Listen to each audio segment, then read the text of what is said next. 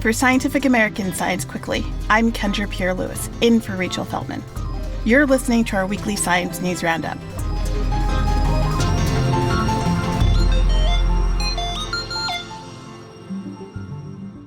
First, we have an update on humans going back to the moon. In the coming weeks, the first launch window will open for NASA's Artemis II mission. The planned lunar flyby will be the first crewed mission to go beyond low Earth orbit since Apollo 17 in 1972. To learn more about it, we chatted with Lee Billings, SciAm's senior desk editor for physical science. Here he is. Artemis is NASA's mission to send astronauts back to the moon. It's been in development in various forms under various guises for 20 years now. Artemis II is really where the rubber meets the road. There was obviously Artemis I, but Artemis I was uncrewed. There were no astronauts on board. It was just meant to show that the key hardware components work properly, that they can get into space and go to the moon and come back. And now we are doing that with humans on board. So it's much higher stakes. Artemis II is not going to land on the moon. It's not even going to orbit the moon. Some people get confused about that. It's going to be on what's called a free return trajectory, which means it's going to use the moon's gravity to loop around our natural satellite and then send the Orion capsule, the Orion spacecraft, back to Earth at very high speeds. And so that means there will be some interesting spaceflight records being broken. One would be that the crew of Artemis II will be the farthest humans from Earth ever. They'll also be the fastest humans in history, because when they return and they hit the atmosphere of the Earth, they're going to be going about 25,000 miles per hour, quite fast. And let's hope that heat shield holds up. In terms of things that it's going to be studying, it's a mix of a lot of human studies and space medicine studies. The 4 astronauts that will be on board this mission looping around the moon will be instrumented and censored all up. They'll have all kinds of biometrics coming off them, and we'll be doing that to have a better idea of how humans respond to the deep space environment. For notional future missions that will go to the surface of the moon with Artemis III and onwards. And so where we are now with Artemis II is that on January 17th, it rolled out in this very prestigious and ceremonial proceeding, rolled out from the vehicle assembly building, this giant building that NASA has at Kennedy Space Center in Cape Canaveral, Florida. And it was loaded on this giant diesel-electric tractor, essentially, to slowly, glacially go at about a pace of a mile an hour or so from the vehicle assembly building to the actual launch pad where it will launch from. The next big step is going to be something called the wet dress rehearsal. This is slated for February 2nd. And what that is when they pump cryogenic propellant fuel into the rocket so that they can see that it's able to withstand all the pressures of all that fuel going in, making sure there's no leaks or anything like that. And hopefully we won't see any leaks, because if we do see a bunch of leaks, then it'll probably delay what is supposed to be the onset of the launch window, which is February 6th. And each month there's about 5 days that the moon and the Earth are aligned so that, we can pull this launch off. So if they miss that kind of 5-day window in early February, well, we're looking to March. And why do we want to go back to the moon? Well, a big part of it is geopolitics. We are no longer in this world of like the Cold War and the kind of golden age of the space race. It's a new way now. There's more players. India wants to go to the moon. China is going to the moon. And a big question now is whether or not we can beat them back to the moon, even though we already did it more than 50 years ago. There are extremely interesting scientific questions as well. For instance, the places that people want to go on the moon for this new generation of missions, it's largely concentrated around the lunar South Pole, which is where we know there are deposits of water ice and other types of volatiles. This is a very special region that has near constant illumination from the sun, but also permanently shadowed craters.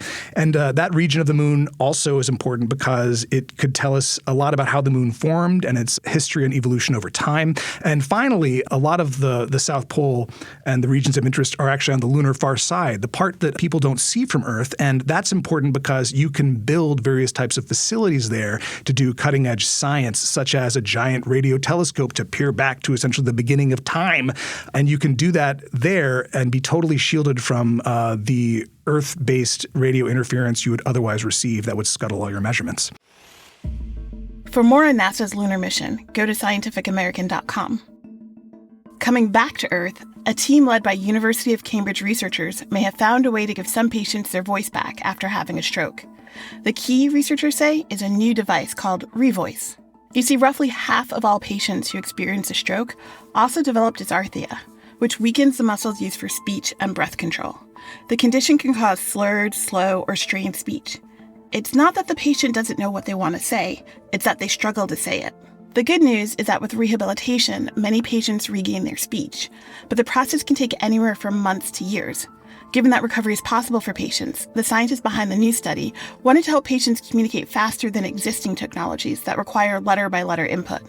The Revoice device the scientists developed consists of a soft collar embedded with sensors that track throat movement and heart rate and provide that information to 2 AI agents.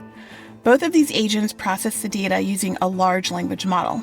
One of the agents reconstructs words from silently mouthed speech and vibrations in the throat. The other then expands those words into full sentences by using the wearer's pulse to analyze their emotional state and detecting broader ambient conditions, including the weather and time of day. Combined, the system can anticipate what the person is trying to say, and with just 2 nods of their head, speak for them.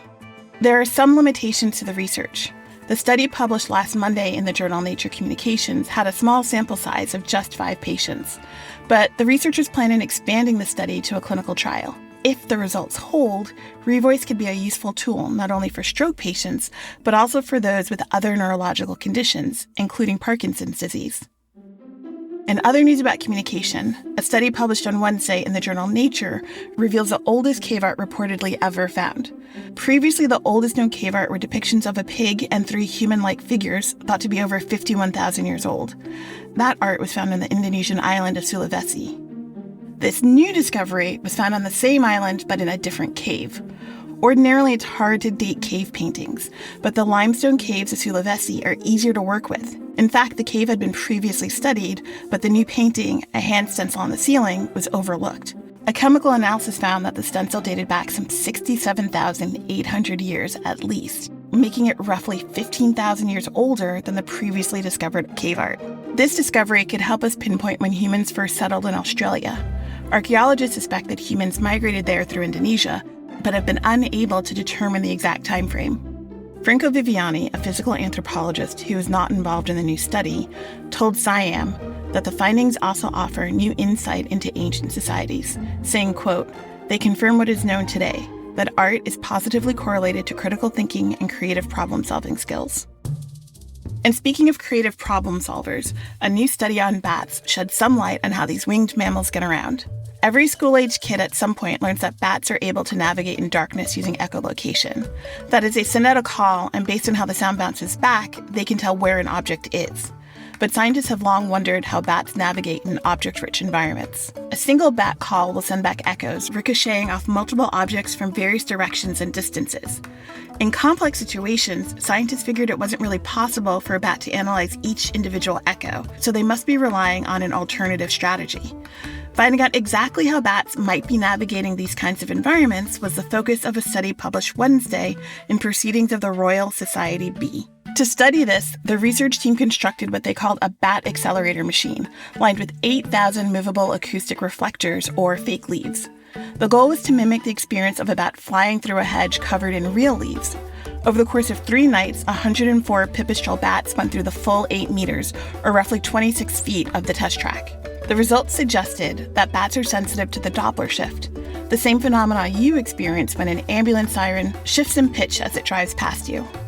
According to the study, by paying attention to sound changes based on their own movement, the bats are able to assess their surroundings and control their speed.